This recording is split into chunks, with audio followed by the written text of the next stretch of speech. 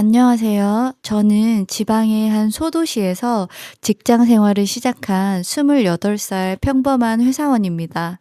사실 지금 제가 하고 있는 연애는 남들에게 쉽게 털어놓을 수 없는 종류의 것이에요.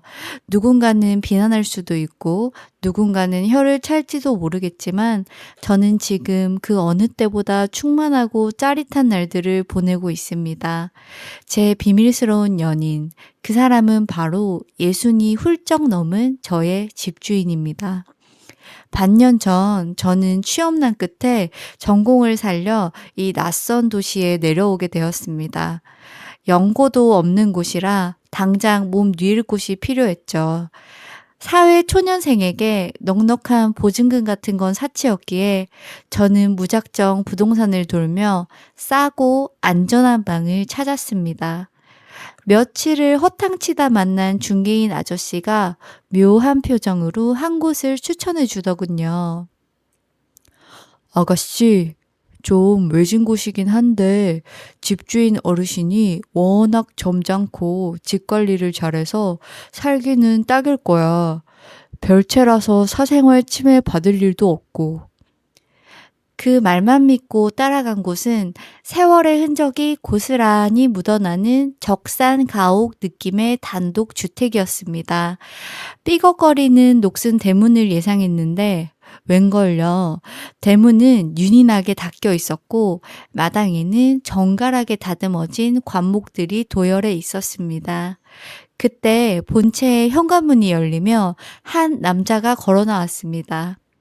할아버지라고 부르기엔 너무나 고든 허리, 은백색으로 잘 넘긴 머리카락, 그리고 셔츠 소매를 걷어올린 팔뚝의 장근육들이 시선을 사로잡았죠. 그분이 바로 집주인이었습니다. 60대 중반이라기엔 믿기지 않을 만큼 단단한 풍채였어요. 저를 보며 눈가에 주름이 잡히도록 부드럽게 웃으시는데 그 순간 묘한 안도감과 동시에 알 수 없는 긴장감이 스쳤습니다. 먼 길 오느라 고생했겠구만. 방 보러 온 아가씨인가? 낮게 울리는 중저음의 목소리가 귀가 아닌 가슴을 먼저 두드리는 것 같았습니다. 마치 오래전부터 알고 지낸 사람처럼 혹은 앞으로 아주 깊게 얽히게 될 사람처럼 말이죠. 그분의 안내를 받아 마당을 가로질러 별채로 향했습니다. 걸음을 옮길 때마다 그에게서 은은한 비누향과 흙냄새가 섞인 뭐라 형용할 수 없는 남자의 향기가 풍겼습니다. 그 향이 낯선 장소에 대한 경계심을 허물어뜨리는 것 같았어요. 그는 투박하지만 섬세한 손길로 별채 문을 열어주었습니다. 방 안은 놀라울 정도로 아늑했습니다. 보통 이런 구옥의 별채는 곰팡이 냄새가 나거나 습하기 마련인데 도배와 장판은 새 것처럼 깨끗했고 창가에는 햇살이 가득 들어오고 있었습니다. 무엇보다 창틀에 놓인 작은 다육이 화분 하나가 눈에 들어왔죠. 내가 소일거리 삼아 손 좀 봤는데 젊은 아가씨 마음에 들지 모르겠네. 도배도 며칠 전에 새로 했어. 그는 쑥스러운 듯 뒷머리를 긁적였지만 그 눈빛엔 자신감이 서려 있었습니다. 집을 둘러보는 척하며 곁눈질로 그를 훔쳐보았습니다. 햇빛을 받아 반짝이는 은발과 걷어올린 소매 아래로 보이는 힘줄 솟은 팔뚝, 나이를 가늠할 수 없는 그 수컷의 느낌에 저는 저도 모르게 마른 침을 삼켰습니다. 어르신, 집이 너무 예뻐요. 여기서 지내고 싶어요. 제 말에 그는 아이처럼 환하게 웃으셨습니다. 다행이네. 적적하던 차에 이렇게 참한 아가씨가 들어온다니. 집안에 활기가 돌겠구만. 계약을 마치고 나오는 길, 그가 제 손에 열쇠를 쥐어주며 스치듯 닿은 손가락 끝이 유난히 뜨겁게 느껴졌습니다. 단순히 날씨 탓이었을까요? 아니면 제 마음속 깊은 곳에서 무언가가 꿈틀거리고 있었던 걸까요? 저는 그날 밤 짐을 풀면서도 계속 그 짧은 접촉의 여운을 곱씹고 있었습니다. 이사를 오고 한 달 정도는 평범한 세입자와 집주인으로 지냈습니다. 하지만 그 평범함 속에는 늘 미묘한 기류가 흘렀죠. 저는 고향에 계신 아빠보다 더 연세가 많은 그분에게서 자꾸만 남자를 느꼈거든요. 그건 아마도 그분의 과도할 정도의 친절과 세심함 때문이었을 겁니다. 어느 비가 억수같이 쏟아지던 주말 오후였습니다. 별채 욕실에 수도꼭지가 고장나 물이 새기 시작했어요. 당황한 저는 빗속을 뚫고 본체로 달려가 문을 두드렸습니다. 어르신, 수도가 터진 것 같아요. 그는 러닝셔츠 차림으로 나오셨다가 제 다급한 목소리에 공고함을 들고 빗속으로 뛰어드셨습니다. 젖은 셔츠 위로 드러난 그의 상체는 탄탄했습니다. 좁은 욕실 안 그가 쭈그리고 앉아 스패너를 돌릴 때마다 붉어지는 등 근육과 땀방울이 제 시선을 붙들었습니다. 다 됐네. 고무 패킹이 낡아서 그랬어. 수리를 마치고 일어선 그와 저의 거리는 불과 한 뼘. 좁은 공간에 갇힌 빗소리와 거친 숨소리가 섞였습니다. 빗물에 젖은 그의 머리카락에서 물방울이 떨어져 제 발등을 적셨죠. 그 순간 그가 저를 내려다보았습니다. 걱정스러운 눈빛 뒤에 숨겨진 무언가 억누르는 듯한 짙은 시선. 그 눈빛에 압도되어 저는 숨쉬는 법조차 잊을 뻔했습니다. 고맙습니다. 떨리는 제 목소리에 그는 젖은 손을 바지에 문지르더니 아주 조심스럽게 제 젖은 어깨를 툭툭 쳐주었습니다. 감기 드니까 따뜻한 물로 씻고 푹 쉬어. 그의 손길은 투박했지만 그 온기는 화상처럼 뜨겁게 남았습니다. 방으로 돌아와서도 제 심장 박동은 좀처럼 진정되지 않았습니다. 그건 분명 아버지에게 느끼는 감정과는 전혀 다른 종류의 열기였습니다. 회사 생활은 녹록치 않았습니다. 신입이라는 이유로 야근이 잦았고 타지 생활의 외로움은 밤마다 사무치게 밀려왔죠. 그날도 자정이 다 되어서야 퇴근한 날이었습니다.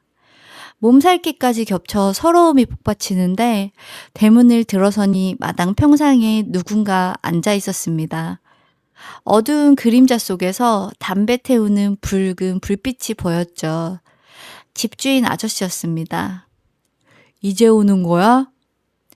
그는 짐짓 아무렇지 않은 척 물었지만 발치에는 이미 꽁초가 여러 개 놓여 있었습니다. 절 기다리신 게 분명했죠. 힘없는 제 대답을 듣고는 대뜸 제 이마에 손을 얹으셨습니다. 크고 거친 손바닥이 이마를 덮자 긴장이 풀리며 다리가 휘청거렸습니다. 열이 펄펄 끓는구만. 밥은 먹었어? 대답도 못하고 고개만 젓는 저를 그는 부축해서 본체로 데려갔습니다. 가만히 있어봐. 내가 솜씨 좀 부릴 테니. 그는 능숙하게 부엌에서 죽을 끓여내왔습니다. 김이 모락모락 나는 야채죽과 잘 익은 동치미. 숟가락을 들 힘도 없어 머뭇거리는 제게 그는 숟가락을 빼서 들고 호호 불어 제 입가에 가져다 주셨습니다. 받아 먹어. 먹어야 낫지. 거절할 수 없는 단호함. 하지만 그 속에 담긴 지극한 다정함. 한 숟가락씩 넘길 때마다 서러움이 녹아내렸고 동시에 이 남자에게 기대고 싶다는 위험한 욕망이 고개를 들었습니다. 죽을 다 비울 때쯤 그는 제 헝클어진 머리카락을 귀 뒤로 넘겨주며 나직이 중얼거렸습니다. 혼자 타지에서 고생이 많네. 내가 곁에 있으니 너무 걱정 마라. 그 말 한마디가 제 이성의 빗장을 조금씩, 아주 조금씩 열고 있다는 걸 그때는 미처 몰랐습니다. 그 일이 있고 난 뒤 우리는 급격히 가까워졌습니다. 주말이면 마당에 핀 꽃 이름을 알려주기도 하고 함께 장을 보러 가기도 했죠. 동네 사람들은 우리를 보며 사이 좋은 부녀 같다고 했지만 그 말을 들을 때마다 우리는 서로의 눈을 피하며 어색하게 웃곤 했습니다. 우리 둘 다 알고 있었거든요. 이건 부녀의 정이 아니라는 것을요. 어느 금요일 저녁이었습니다. 오늘 내가 좋은 당금주를 하나 깠는데 안주도 좋고 한잔 하겠나? 그의 초대에 저는 기다렸다는 듯 본체로 향했습니다. 거실에는 정갈한 술상과 함께 은은한 조명이 켜져 있었습니다. 독한 과실주가 한 잔, 두 잔 들어가자 공기는 점점 무거워지고 끈적해졌습니다. 그는 10년 전 아내를 먼저 떠나보내고 자식들도 다 출가시켜 혼자 남은 적막함에 대해 이야기했습니다. 혼자 사는 게 익숙해졌다고 생각했는데 민지 씨가 온 뒤로는 자꾸 욕심이 생겨. 그의 눈빛이 흔들리고 있었습니다. 취기 때문인지 아니면 억눌려왔던 진심 때문인지 알 수 없었죠. 저 역시 술 기운을 빌려 평소라면 절대 하지 못할 용기를 냈습니다.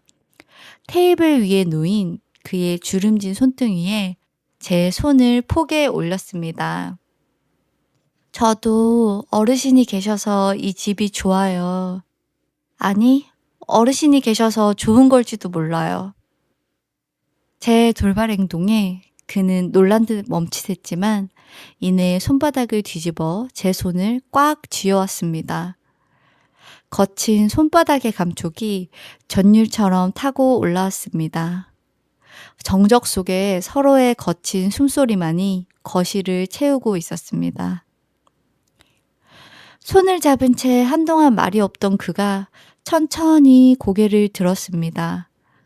평소에 인자하던 눈빛은 온데간데없고 그 자리엔 수컷의 본능만이 이글거리고 있었습니다. 그 눈빛을 마주하자 제 몸은 본능적으로 반응했습니다. 뜨거워진 얼굴, 빨라진 심장박동, 그리고 하복부에서 느껴지는 긴장감. 민지 씨, 내가 지금 무슨 생각을 하는지 알면 도망가고 싶을지도 몰라. 그의 목소리는 갈라져 있었습니다. 경고이자 마지막 배려였죠. 하지만 저는 도망치고 싶지 않았습니다. 오히려 그 위험한 생각 속으로 뛰어들고 싶었죠. 저는 잡힌 손에 힘을 주며 그를 끌어당겼습니다. 도망 안 가요. 어르신이 무슨 생각하시는지 저도 알 것 같거든요. 그 말이 떨어지기 무섭게 그의 단단한 팔이 제 허리를 감싸 안았습니다. 순식간에 거리가 좁혀지고 그의 뜨거운 입술이 제 입술을 덮쳤습니다. 나이를 잊은 듯한 맹렬하고 거친 키스였습니다. 입술 사이로 흘러나오는 신음은 알코올향과 섞여 정신을 혼미하게 만들었습니다. 그는 저를 번쩍 들어올려 안방으로 향했습니다.